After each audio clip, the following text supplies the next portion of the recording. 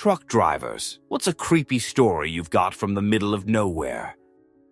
Story 1. Not a truck driver, but once I was driving through the Canadian Rockies late at night and had just passed through a small town. So I'm driving through the pitch black and I need to stop to pee and have a smoke. But because it's so dark, I missed the last rest stop for the next while. No problem, the highway is completely deserted. So I pull to the side of the road, have my pee while staring out into the dark, and then light up a cigarette and stand by my car. As I'm standing there, I see the figure of a man just walking out of the tree line. I'm miles from civilization, patchy cell service, and there isn't a soul on the road. I thought my eyes were playing tricks on me, and maybe it was a deer, but nope, this was a man. So I calmly walk back to the driver's door and get in, locking the doors behind me. I'm keeping my eye on this guy as I nervously smoke and have my car in drive, ready to peel out. But for some reason, I just stayed put. The guy walks right up to my passenger door and knocks on the window. I crack the window and I ask what's up. He replies to me in a very, very serious tone, "I need you to call the cops." I cautiously ask why, and he tells me he had gone out into the woods to eliminate himself, but he couldn't go through with it because he had thought of his daughters right before he was about to do it. I call the cops while the guy quietly cries outside. He had a kitchen knife that he was going to use on himself, so I stayed in the car and advised him to maybe leave the knife on the ground before the cops arrived. The cops came and got him, but before they left with him, I gave him a solid heart-to-heart and wished him well. I still think about him. I hope he was able to turn things around. Story 2. Well, it was creepy at first. I pull into a Purdue plant, drop my empty trailer a Go Park where they allow bobtails to sit, right next to a nice little pond. My pickup was in 12 hours, so I do my PTI and lay down in the bunk. At about 3 a.m., I hear something tapping on my passenger side door. I get up, look out the window expecting to see someone, maybe a driver asking for a lumper check, but no one's there. Maybe I'm hearing things. So I go back to lay down. As soon as my head hits the pillow, I hear the tapping again, except this time it's on my driver's side. Same thing as before, I jump up and look out my window, but nothing's there. Double lock my doors just in case, and open my side hatches so I can hear what's going on outside. After about 15 minutes, I hear a very light splat, splat, splat going along the driver's side of the truck. I slowly get up, planning to look out my window at the exact moment whoever it is knocks on my door. And then I hear a thud coming from the roof of the cab. I stop, grab my tire thumper off its hook, and ready myself for whatever the hell is going on. Then a mother fudge goose falls off the top of the truck and lands on my hood. It stands up, waddles back and forth, and looks at me. As we make eye contact, the tapping at my door starts again. I say fudge it and throw open the driver's side door, and there's another darn goose waddling away with all the speed it can manage, honking like a 5-year-old who just found the horn on his new bike. The pond I parked next to had a ton of them just dicking around. Needless to say, it was hard to sleep that night because every couple minutes the darn geese would peck at my door or land on the cab and waddle around. Story 3. Trucker here. I think the best creepy thing that ever happened to me was I was heading from Tucson, AZ, up into Salt Lake City, UT. Well, this was a few years ago, and the main highway had been taken out in a flash flood, was under construction, so I had to take a weird detour through the mountains in lower Utah. Well, it was getting late, and I was getting tired, so I pulled off onto the shoulder and went to sleep in my bunk. Now, this was in the middle of nowhere. Closest town was like 40 miles away, so it is completely pitch black outside once I turn the lights off. Anyway, around 4 a.m., I wake up because I'm hearing something messing with my truck. like playing with the air and power cables between my cab and the trailer, which is literally 6 inches from where my head is at, but on the outside of the cab. Then I feel something climb onto the landing that's on the back of my truck, and it shakes my whole truck, so I'm guessing something around 200 to 300 pounds was climbing around back there. I'm thinking like a mountain lion or a bear. At this point, I'm wide the F awake, and I want to get this thing away from me, so I slam my hand into my cab wall, trying to scare whatever is out. There, slam hard enough to really make it loud. I then hear someone, a male, scream bloody takedown, and I hear them fall off the back of my truck. I then hear about 15 other people all around my truck yelling. I climb up front, turn on my lights, and illuminate a squad of Army reserves doing their midnight ruck march and capture drills. Turns out these guys were supposed to go find an abandoned truck and secure it for their midnight drills. That truck was 3 miles back down the road. They were not expecting me to be sleeping there and thought I was part of the drill. I'm ex-military, so... After explaining I was not part of their test and legit was just there out of coincidence, we laughed it off. They had to radio to their CO and tell him I was there and not have the other squads bother me. Edit. Wow, thank you for the awards and the likes. Never had this many before.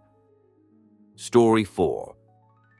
I used to work as a road train driver in the Gascoyne region of outback Western Australia. A lot of black dog phenomena on night shift.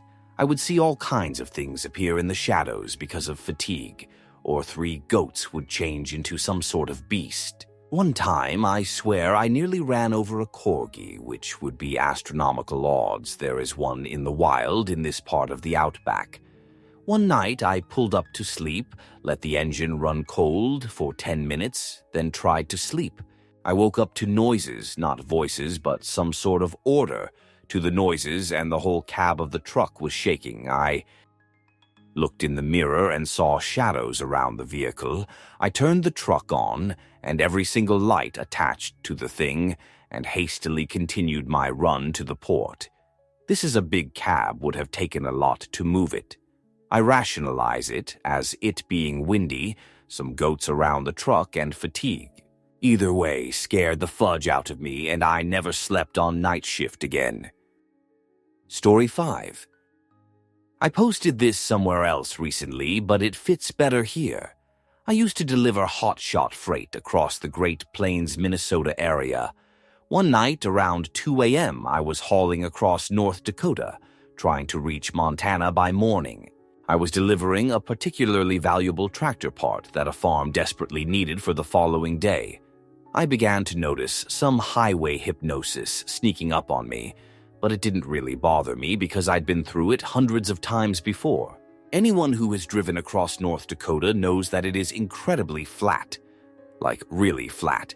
There also tends to be very straight and long roads. It's somewhat easy to see things on the road that are far away, even at night.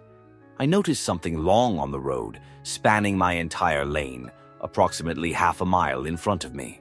I slowed down a little and prepared to move into the opposite lane, thinking it was some retread off a blown tire. As I got closer, I noticed it was 2 people, laying head to toe across the entire lane. I swerved into the other lane, successfully avoiding them, and came to an almost complete stop. But they didn't move, not an inch. I was just about to back up and check on them when I remembered a story that an old graybeard colleague of mine told me. He told me that in certain remote areas, people will lie down in the middle of the road and wait for a car or truck to stop and see what's going on. At that point, the road layers, along with whoever else is hiding in the nearby bushes, will beat the chute out of the driver and steal his vehicle, leaving him in the middle of nowhere.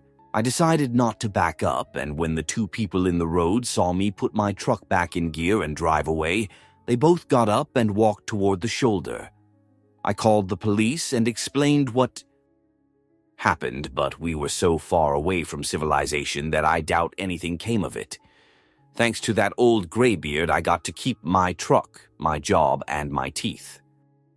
Story 6. Parked off an exit ramp at about 3 a.m. for my 10-hour. The moon was full and high, and I spotted an unmistakably human figure in a nearby cut cornfield. A little spooky, but I just wrote it off as an old-timer putting up a scarecrow for the grandkids. Started watching a few YouTube videos before turning in and out the corner of my vision though I saw movement. I shut my lights off to get a good look, saw the figure, but nothing else. I couldn't be sure, but it looked like maybe it was in a different spot. Maybe a little closer, even. I was definitely feeling a bit spooked. Highway was devoid of anyone besides a car passing every 10 minutes or so. I didn't want to, but I had to jump out to pee. I considered a bottle, but I told myself I was being childish. I took a look at the figure, and it was right where I figured it should be. I hop out, walk between my truck and trailer, and start leaking. Every fiber of my being wanted to look. I told myself again I was being foolish, but I couldn't help it. I looked out. The field was empty, the figure wasn't there. My stomach dropped. I pinched off and jumped back in. I took off down the highway, didn't give one shoot about a violation. Stopped 40 minutes up the road at a well-lit and very full Love's. Haven't stopped on a ramp since. Story 7. Used to do deliveries. Not actually a truck driver, though. I used to have this regular that was out in the boondocks, 25 meters out of the way of civilization and smack dab in the middle of 2 large towns. I would drive this route maybe once a month, and would always pass at least one car driving towards me due to the sheer length of the drive. There was a small group of old houses on this route that were really broken down, and I had never seen anyone around them in 6 months of driving the route. Always assumed they were vacant because they didn't look livable. Well, I was driving out to this customer one fall afternoon. Had been driving for a very long time without seeing a single car drive towards me. Finally, drive past the abandoned houses, and there's one old lady in her front yard pushing an old manual grass cutter, but she stops in her tracks as I drive towards her.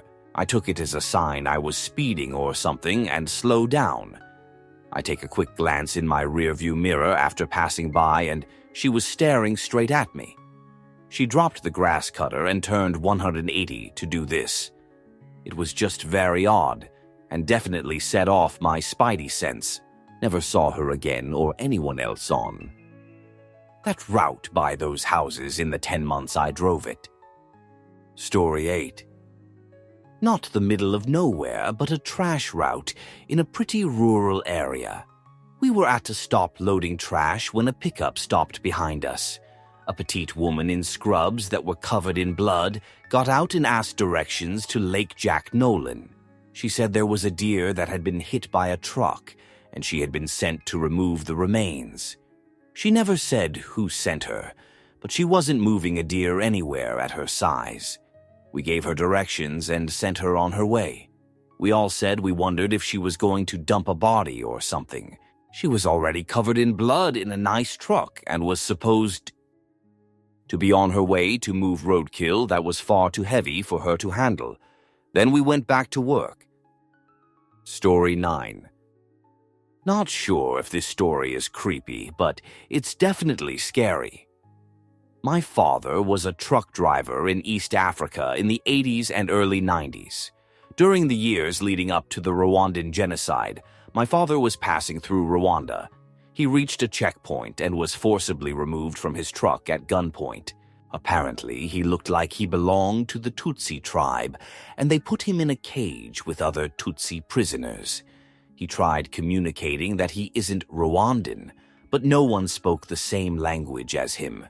Every night, they would take about 5 people from the cage and slaughter them in front of him. After the 3rd night, he saw a man that spoke a little bit of Swahili, which my dad spoke, and told him that he's not Rwandan and showed him his ID. Somehow that guy got him out and he was handed the keys to his truck and was on his way. Answer: That reminds me of an ISIS video I saw where they were pulling trucks over and demanding the drivers recite Sunni Quran verses. If the drivers were Shia and didn't know them, they would just line them up and shoot them. The world can be a horrible place sometimes. Glad your dad made it out of that one. People are pointing out there is only one Quran. I'm obviously not a Muslim, so I don't know any better. But they were asking them to recite something that was interpreted differently between Sunnis and Shias. Don't need everyone pointing out the semantics. They were assholes either way. Story 10.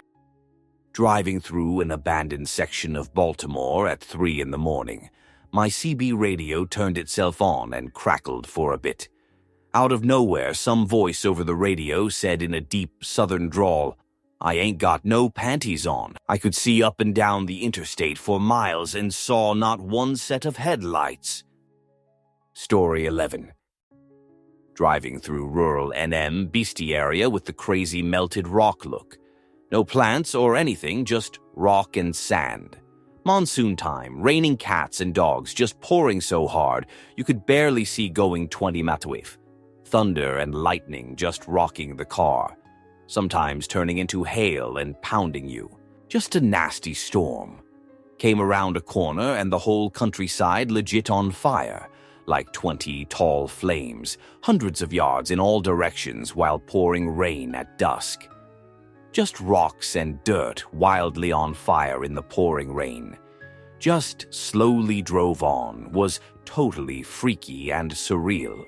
Honestly thought I may have hallucinated it.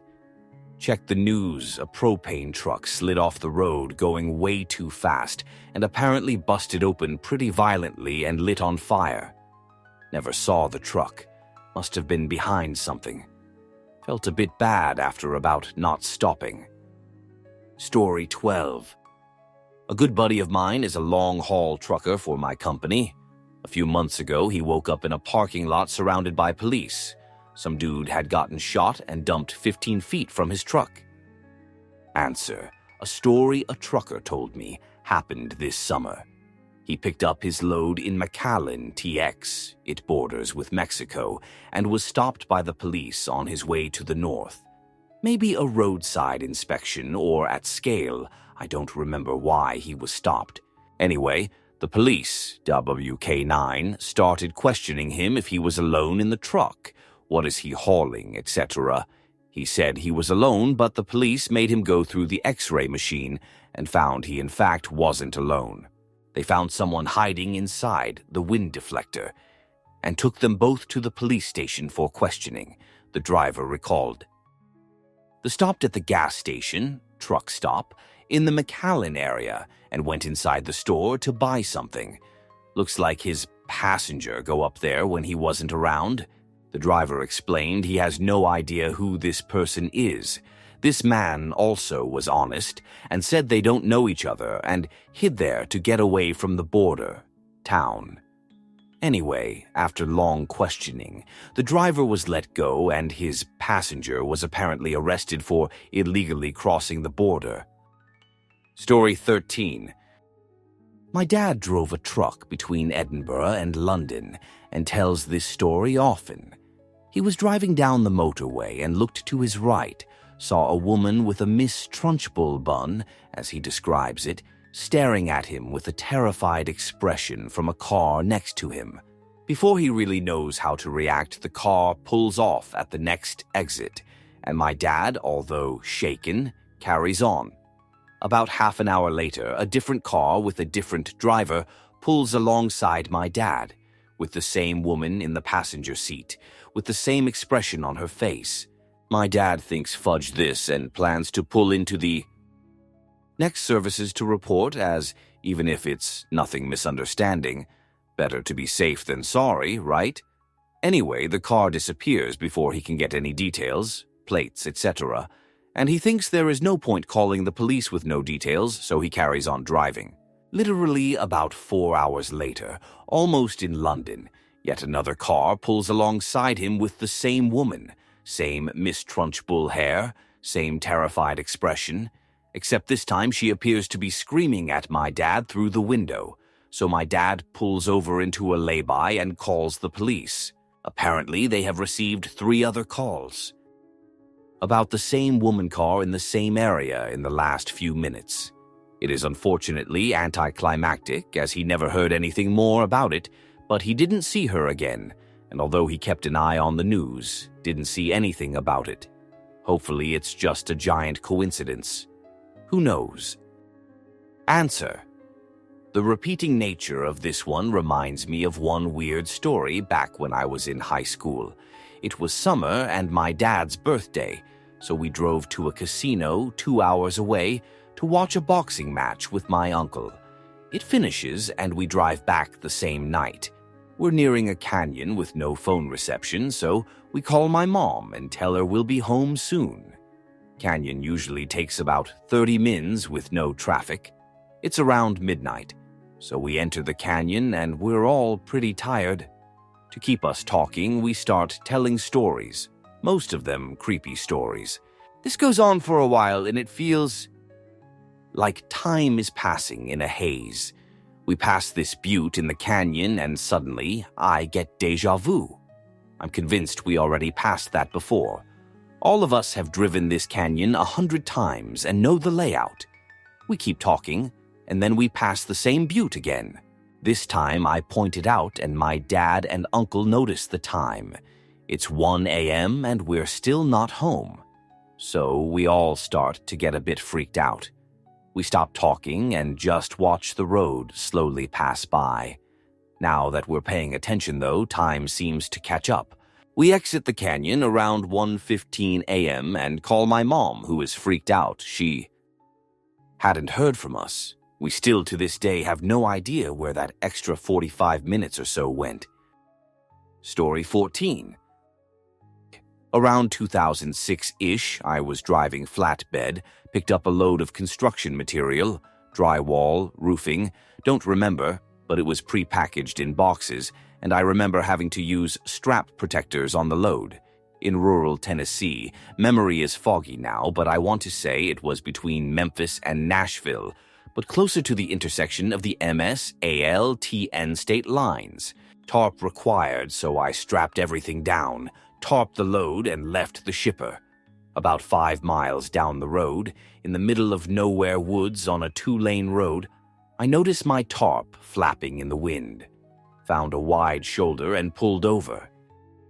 To fix it, I realized that I just flat did a shoot job tarping this load and decide to redo it on the side of the road.